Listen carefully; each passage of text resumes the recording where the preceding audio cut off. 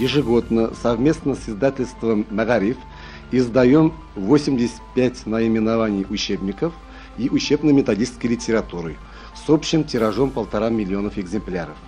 Кроме того, по нашему заказу издательство «Просвещение Москва» издает ежегодно 277 наименований учебников и учебно-методической литературы.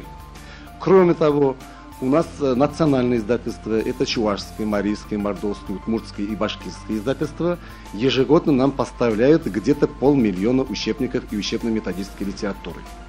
Но тут я должен еще сказать о том, что мы обновляем содержание образования. Для чего?